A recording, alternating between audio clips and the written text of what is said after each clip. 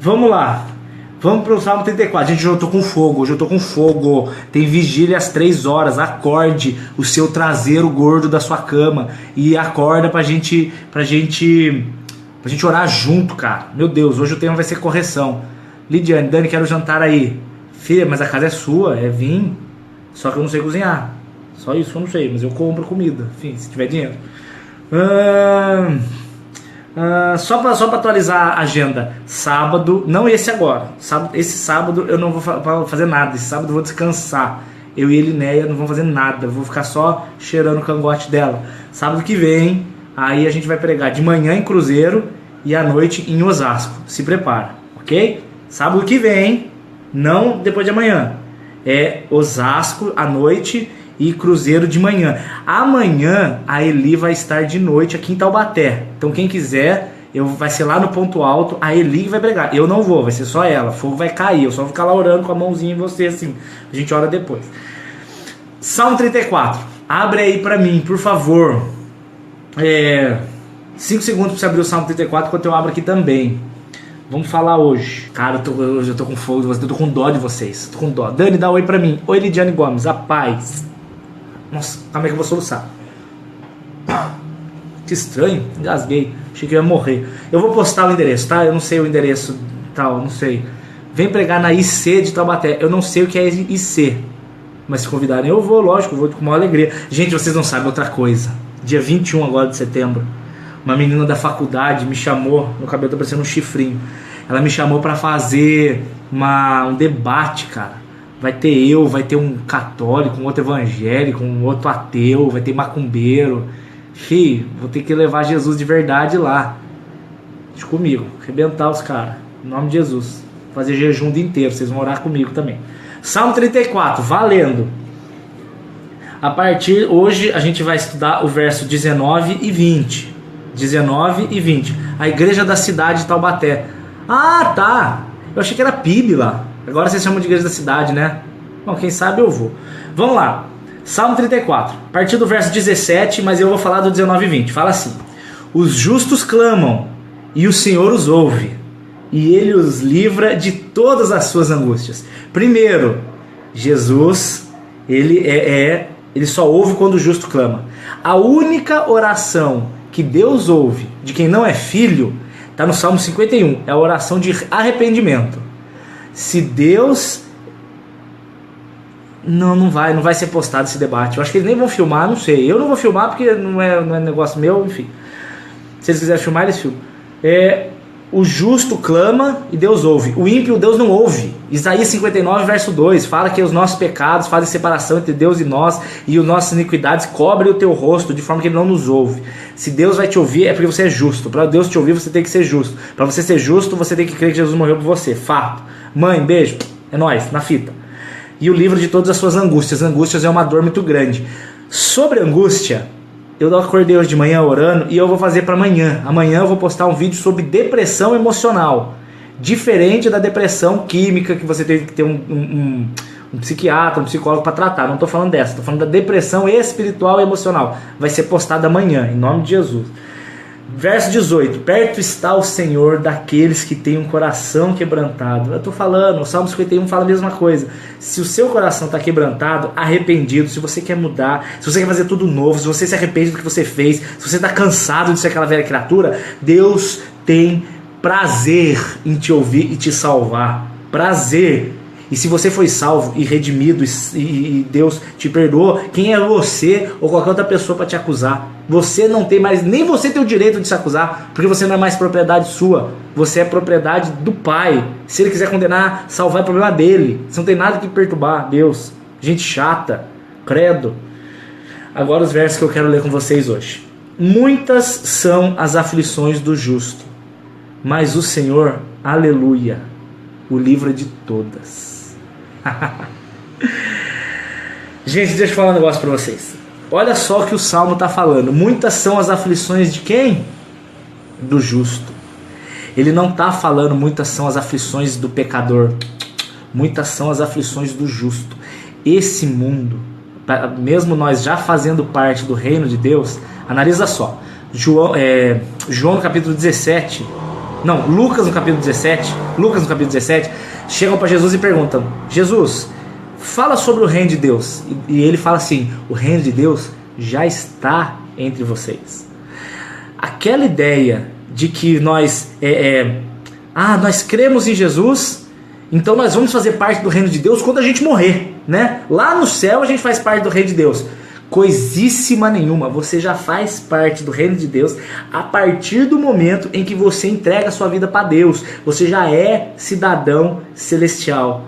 Michael, feliz aniversário, que Deus te abençoe e te guarde, tá? Que você seja um homem que honre a Deus.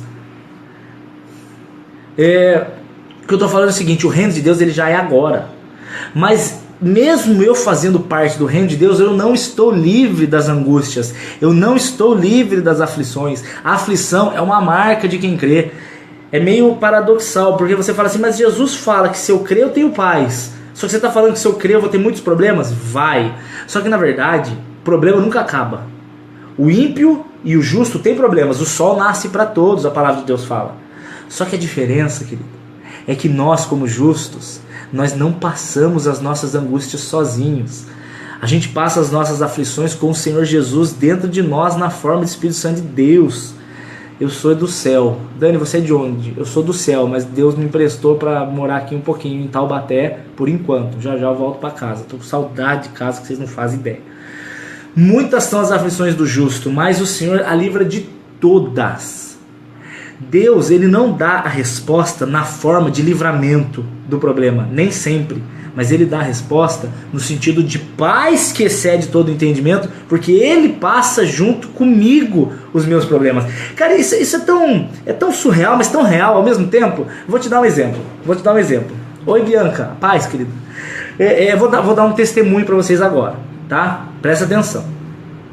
2013, no dia do meu aniversário de 2013, eu estava trabalhando na fábrica. Presta atenção que isso é um testemunho de livramento de aflição para vocês verem como é que Jesus faz. Eu estava na fábrica trabalhando e eu recebi uma ligação de um chefe e fala assim: Dani, presta atenção, gente, para de digitar um pouco para vocês prestarem atenção. 3 horas tem vigília, sim, tamo junto lá. Ele falou assim: Dani, preciso que você venha no nosso escritório amanhã conversar. Falei: eita, a casa caiu. Fui até o escritório, cheguei lá no escritório, aí ele virou e falou assim pra mim: Dani, tem você e tem mais uma pessoa que trabalha com você na mesma empresa. Você vai ter que ir lá, aprender tudo o que a pessoa faz, só que você não vai contar pra ela por quê. E aí você vai, a hora que você estiver sabendo tudo que ela faz, você vai avisar pra gente e a gente vai mandar ela embora e você vai ficar com a vaga dela. E eu falei: mas eu não quero isso, eu não preciso disso, eu tô bem com o que eu ganho, eu não quero ganhar mais. Eles falaram: não, você não vai ganhar mais, é porque a gente tá passando em crise, você vai ficar com a vaga dela e você vai ficar sozinho, com os 2 empregos. Eu fiquei mal, cara, porque aquele amigo meu tinha um filho pequeno. Falei: primeiro que eu vou ter que mentir, e segundo que eu vou ter que tirar o emprego de um amigo meu, pra manter o meu eu vou ter que tirar o do cara. Falei: não posso aceitar um negócio desse. Aí ele falou: daqui 1 semana a gente conversa. Eu saí da fábrica, fui pra casa, não contei pra ninguém, ajoelhei no meu quarto e comecei a orar por esse problema. Aí cheguei em casa, ajoelhei, orei, não contei pra ninguém. Comecei a orar, comecei a contar pra Deus o que estava acontecendo. Senhor, me livra, eu não quero aceitar esse negócio. Meu coração na hora já me falou: Dani, não é o caminho. Você não precisa fazer coisa errada pra se manter. Tem muita gente que acha que é de Deus. Deus deu uma saída, mas se é uma saída ilegal, pelo amor de Deus, não faz. Aí fiquei em casa orando. 1 semana depois, de novo me liga o chefe: seguinte, estou mandando aí um outro gerente com o contrato para você assinar. E aí ele chegou para almoçar comigo. Aí ele sentou, eu sentei. Aí ele pegou e falou assim: Daniel, você vai assinar o contrato então, que você vai assumir as 2 vagas? Aí eu falei: de jeito nenhum. Aí ele ficou bravo, cara. Olhou pra mim e falou assim: cara, você vai perder o emprego por causa de outras pessoas, você vai abrir mão da sua vaga, isso aqui. Eu falei assim: deixa eu explicar primeiro por quê. Aí eu fiquei 1 hora falando sobre o porquê que eu confiava em Jesus e eu não precisava daquela coisa errada. 1 hora, cara, falando. Eu sei que ele tava comendo, ele parou de comer, ficou olhando pra minha cara assim, tipo, eu não sei se ou ele pensava: esse menino é retardado, ou ele é muito crente, não sei. Ou os 2, né? Vai saber. Aí, cara, Aí o que aconteceu? Ele ficou me ouvindo por 1 hora. E ficou ouvindo. Aí ele pegou, terminou, guardou o papelzinho e falou assim: Dani, realmente então não tem o que fazer, cara. Vou lá levar que a sua resposta é não. Eu falei, a resposta é não. Aí ele pegou, fechou o caderno, o contrato e foi embora. Eu tava me achando o crente, né? Naquela hora você tá pegando aquele fogo. Depois que ele foi embora, eu parei e fiquei pensando, falei, gente, tô desempregado, cara. E agora que eu vou... Eu nem fazia os vídeos ainda na internet, ainda nem tinha começado a fazer os vídeos. Eu falei, meu Deus, e agora? O que será de mim? Peguei o carro, fui pra casa. E eu tava, gente, de nome de Jesus, vocês vão ver isso de novo no Vale a Pena Ver de Novo Gospel. Vocês vão ver isso de novo. Rafaela Moraes, o que você perguntou que eu não vi? Pergunta depois de novo. Tá bom? Eu não sei o que você perguntou. Aí eu fui embora de carro, orando, cara, chorando. Eu tava ouvindo o hino da harpa, porque, cara, eu tava muito angustiado, cara. Apesar de eu tô falando isso porque o Salmo 34, verso 19 fala que muitas são as aflições do justo, mas o Senhor é livre dela. Ele é livre de todas. E eu andando assim e cantando o hino da harpa, aflito e triste coração, Deus cuidará de ti, por ti opera a sua mão e cuidará de ti, oh Deus cuidará de ti. Enfim, tava lá cantando. E eu indo assim, cantando esse louvor, cara, eu chorava. Eu ouvi essa música acho que umas 15 vezes, cara. Eu ia de retorno para retorno. Eu saía do retorno e ia pro outro para ficar na Dutra, cantando e louvando e chorando. Eu tava em paz, eu tava tão em paz que se caísse uma bomba atômica, eu acho que eu nem ia ver, cara. De tão preso que eu tava ali naquela adoração com Deus. Desempregado, sem saber o que eu ia fazer no outro dia, sem saber como é que eu ia contar pros outros, mas eu sabia que Jesus estava cuidando. Incrível, incrível. Não aceitei a proposta errada. Quando eu chegou em casa, cara, eu ia ter que dar célula. Tava no dia da célula, era uma terça-feira. Eu cheguei e tava quase na hora da célula, cheio de gente. E, cara, que pique que você tem de pregar o evangelho quando você acabou de ser despedido? Fala pra mim. Eu queria que todo mundo explodisse, eu não queria falar de Deus pra ninguém. Mas Jesus chama a gente pra obedecer, né? Não pra fazer o que a gente quer, a gente foi chamado pra obedecer. E aí eu cheguei, sentei lá na mesa, juntei todo mundo e comecei a falar de Sadraque, Mesaque e Abednego. Eu amo esses três. Daniel capítulo 3, os homens da fornalha. E comecei a falar, vocês aí se dizem crente. Vocês que se dizem crente, quando tá tudo bem. Quando tá tudo bem, vocês estão louvando. Mas quando tem o primeiro cutucãozinho na vida de vocês, vocês são os primeiros a blasfemar. Vocês são os primeiros a virar pra Deus e falar, Deus, e aí? Cadê você cuidando? Você não cuida do filho? Cadê? Chega, cara, tá na hora de passar louvando do buraco, cara. Passando louvando pro buraco. E aí, cara, eu comecei a falar isso, todo mundo olhando, e eu virei e falei assim, e eu tô falando isso pra vocês, não é à toa não, é porque eu acabei de ser mandado embora.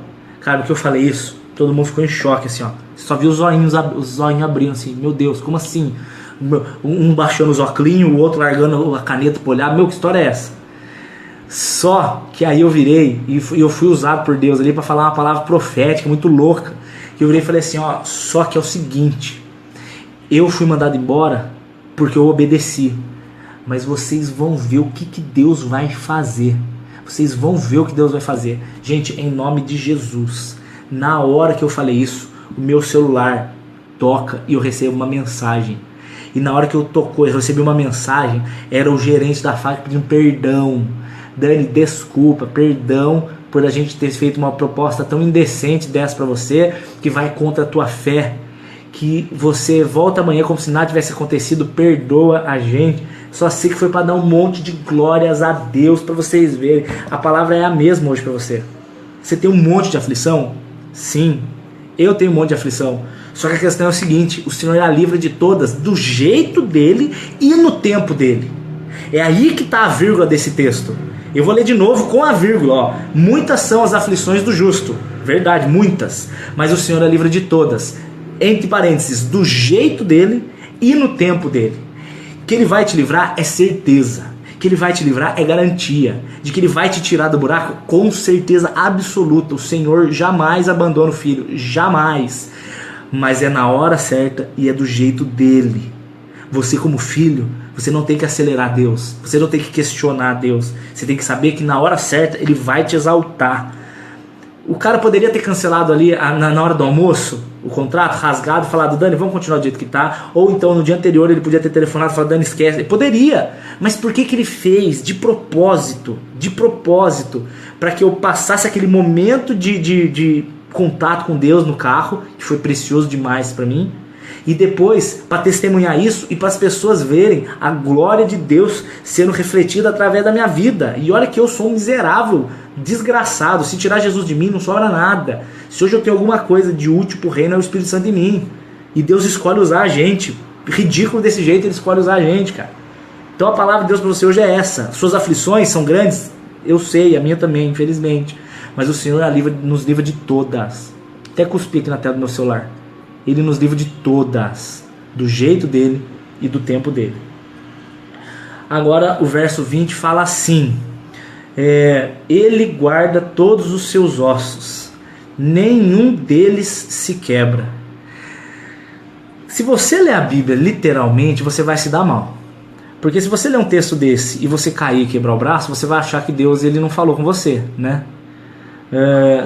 Thelma Nunes, Dani, Deus nos coloca à prova muito, mas muito. Eu aconselho você a ler Deuteronômio capítulo 8. Dá uma lida aí na sua casa, Deuteronômio capítulo 8. A única garantia que a gente tem é que Deus não nos deixa ser tentado acima do que a gente suporta. Isso é 1 Coríntios capítulo 10. Agora Deuteronômio capítulo 8, você vai ver que Deus faz você passar pelo deserto de propósito, para aprimorar a tua fé, para tirar dentro de você toda a confiança em você mesmo. Porque normalmente, cara, infelizmente, na maioria das vezes, a gente só vai confiar plenamente em Deus quando Ele for a única coisa que a gente tem para confiar. Romanos 8,18, para mim tenho por certo. Maravilha de texto, André. O verso 20 é uma profecia de Jesus. Davi escreveu o Salmo 34 mais ou menos 1000 anos antes de Jesus nascer. 1000 anos, eu estou falando. 1000 anos. Dani, devemos orar até sermos atendidos ou uma vez é o suficiente? Filho de Davi, tem misericórdia de mim. Filho de Davi, tem misericórdia de mim. Ele foi gritando até ser ouvido, filho. Até ser ouvido. A resposta sim ou não, mas ele gritou até ser ouvido. Não para. Dani, como você jejua? Quando eu jejuo, eu faço das 6 da manhã às 6 da tarde. Esse verso 20 é profético. Olha só. Ele lhe guarda todos os seus ossos, nem sequer um deles se quebra. Vocês já leram João 19? Quando vai descrever a crucificação, ele fala o seguinte: jogaram sorte sobre as minhas vestes, cuspiram, babá, e vira e fala assim, que Jesus, nenhum dos ossos dele foi quebrado. João 19:36, nenhum dos ossos de Jesus foi quebrado. Por quê? Vou te falar uma coisa hoje que você não sabe. Com certeza você não sabe, você vai aprender, é muito legal. Lembra quando Jesus ele fala assim: Deus meu, por que me desamparaste? Eli, Eli, lama sabachthani. Sabe? Deus meu, por que me desamparaste? Tem muita gente que acha que Jesus ali estava realmente... Jesus é difícil, né? Jesus ali estava realmente questionando Deus, e não estava. O filho ali não estava questionando o pai. Primeiro porque o filho veio para passar por aquilo. Ele veio e fala: Deus meu, por que me desamparaste? Porque esse é o primeiro verso do Salmo 22. O Salmo 22 ele começa com Deus meu, por que me desamparaste? Jesus, como um bom estudante do Torá, ou do Velho Testamento, da Bíblia hebraica, ele sabia que o judeu conhece as Escrituras. O judeu conhece, ele não vivia, era pura letra, mas ele conhecia as Escrituras. Quando Jesus vira e fala: Deus meu, por que me desamparaste? Se você ler o Salmo 22 inteiro, a continuação, ele descreve a cruz com uma perfeição absurda. Fala sobre jogar sorte das vestes, fala que a túnica dele seria repartida, a capa dele seria repartida. Está escrito 1000 anos antes, cara. E Jesus, sabendo disso, porque a gente lê a Bíblia dando a nossa entonação, a gente lê falando assim: Deus meu, oh Deus meu, por que me desamparaste? O pessoal acha que Jesus falou assim. Eu creio que Jesus, pendurado na cruz, ele esticou e falou: Deus meu, por que me desamparaste? Vai ler esse texto. Era isso que Jesus estava falando. Porque quando você vai lá e lê, ele está descrevendo a crucificação. Quem lê o Salmo 22 e vê a cena que estava acontecendo, ia ver e falar: meu Deus, este homem verdadeiramente era o Filho de Deus. Ele é aquele que foi enviado para salvar o mundo. Ele era quem ele dizia que ele era. Ele é a ressurreição e a vida. Ele é o início, ele é o fim, ele é o alfa, ele é o ômega, ele é o princípio, ele é o fim de todas as coisas. Ele é aquele que veio, ele é aquele que vai voltar, cara. Ele é aquele que ressuscitou, ele é aquele que manda no mar, no vento, em tudo. É ele. Que coisa fantástica, é ele. Jesus é o cara. Jesus não é um ser humano, Jesus é Deus em forma de homem. Meu Deus do céu. E você vai ler isso lá em João 19:36, que os ossos dele não foram quebrados. E no Salmo 22 fala que os ossos dele não seriam quebrados. E no Salmo 34, no verso 20, está falando que Deus guarda o justo. Por isso que no verso 19 está no justo no singular. Porque ali, além de estar falando para a gente, está falando para Jesus também. Então nenhum dos seus ossos seria quebrado. Mais uma comprovação de que Jesus Cristo Ele é o Todo-Poderoso. Mateus 28:18. Todo poder me é dado nos céus e na terra. Não confundam Jesus de Nazaré, o homem, filho de Maria, carpinteiro, com Jesus Cristo. Jesus de Nazaré morreu na cruz. Quem ressuscitou foi Jesus o Cristo. Jesus o Cristo não é filho de Maria. Jesus de Nazaré que é. Jesus o Cristo é o Deus Todo-Poderoso. Ele tem todo o poder. Ele é o cara. Não misturem as duas pessoas. Apesar de serem o mesmo espiritualmente falando, um é Jesus de Nazaré, o outro é Jesus Cristo. Mais pra frente eu faço um vídeo mais detalhado sobre isso. Então, o que eu quero terminar é isso. Para terminar então, vamos falar. Jesus é mais uma profecia. O Salmo 34 é mais uma profecia no verso 20 de que Jesus era o cara. Ele não confunda Jesus de Nazaré com Jesus Cristo. Jesus de Nazaré foi um ser humano que nasceu de Maria para a glória de Deus, pelo poder do Espírito Santo. Foi criado por José, ele era carpinteiro, ele era feio. Isaías 53 fala que ele era feio. Tá? Ele era aquele homem de dores, ele era aquele homem cansado. Deus não se cansa, Deus não tem fome, Deus não morre. Deus para morrer, para ter fome. Hebreus capítulo 2 fala que Jesus veio para sentir tudo que o ser humano sente. Tudo que o ser humano sente. Então Jesus de Nazaré é esse ser humano, mas esse ser humano morreu na cruz. O corpo Jesus de Nazaré morreu. Quem ressuscitou em corpo glorioso foi Jesus Cristo. É diferente. Ele é o cara, é ele que tem que ser adorado. Não faz sentido adorar Jesus de Nazaré, não faz sentido orar para Jesus de Nazaré, não faz sentido ter Jesus pendurado na cruz, o Jesus de Nazaré, porque ele morreu. Você tem que adorar agora é o Jesus o Cristo, o Jesus o Deus ressuscitado, aquele de Mateus 28:18, como eu já falei, que ele é o todo poder me foi dado no céu e na terra. Ele é o cara. Jesus de Nazaré é o ser humano com a essência de Jesus dentro. Ele é Jesus de Nazaré. Jesus o Cristo é Jesus quase que na sua plenitude, porque a plenitude é Elohim. Mas cara, eu não vou falar disso hoje, porque senão vai ficar muito longo esse vídeo, tá? E é isso. E é muito top. Jesus era feio porque levou as nossas iniquidades. Não. Isaías 53 já mostra ele feio antes de levar as nossas iniquidades. Ele já era um ser humano feio. Sabe por quê? O ser humano ele tem a tendência de ser idólatra por natureza. Nossa natureza já é idólatra. Se Jesus fosse bonitão, fortão, bombadão, ele teria um monte de Jesusetes que seguiriam ele sem ser pelas palavras, mas sim pela aparência. Por que Jesus de Nazaré? Porque ele foi criado na cidade de Nazaré. Jesus nasceu em Belém, mas ele foi criado em Nazaré. A Eli tá na academia, gente. Ela tá na academia. E é isso que eu tinha para dizer hoje para vocês. Que Deus abençoe e guarde, tá? Eu vou postar esse vídeo agora no YouTube inteiro para não ficar travando. Vou cortar as partes e tal. Dani, o sábado está nos 10 mandamentos. Se não fosse o dia sábado, por que não citou simplesmente qualquer outro dia para guardar? Na verdade, cara, o mandamento do sábado, ele é uma profecia do que havia de vir, tá? Se você pegar para ler Hebreus no capítulo 7, você vai ver que o sacerdócio mudou. A gente não está mais debaixo do sacerdócio de Levi. E no sacerdócio de Levi vem as leis de Moisés. A gente está no sacerdócio de Melquisedeque. Melquisedeque é o sacerdócio de Jesus. Mudando-se o sacerdócio, necessariamente muda-se a lei. É isso que fala Hebreus 7. Capítulo 7, ele ensina que a velha aliança caducou para aquele que crê. Ela continua valendo para quem é ímpio. Mas para quem é justo, para quem é salvo, quem foi salvo, quem já passou pela morte, a A lei que vale é amar a Deus acima de todas as coisas e o próximo. Então eu não guardo o dia do sábado, eu guardo todos os dias. Todos os meus dias eu descanso, porque em todos os dias eu estou em Jesus. Muita gente vai discordar porque ainda não entendeu, mas quando a palavra de Deus trouxer a verdade, as pessoas vão entender isso. Aí, pessoal que abençoa a obra, vocês me fizeram chorar hoje, mas eu não vou falar por quê. Depois eu conto no e-mail pro pessoal que contribui lá. Obrigado por vocês existirem, tá? Vocês são resposta de oração. A obra não vai parar por causa de... Primeiro, porque Jesus Cristo é o Senhor e está nesse negócio. E segundo, por causa de vocês. Amo vocês, os fiéis. Vocês são demais. Obrigado mesmo de acreditar em mim e na Eli. Glória a Deus. Dani, quando você vai falar do Apocalipse? Osana, eu não sei. Porque, sinceramente, Apocalipse é tanta coisa para falar. E é tanto assunto. E é tantos pode ser e não pode não ser, que é difícil de falar. É difícil demais falar Apocalipse.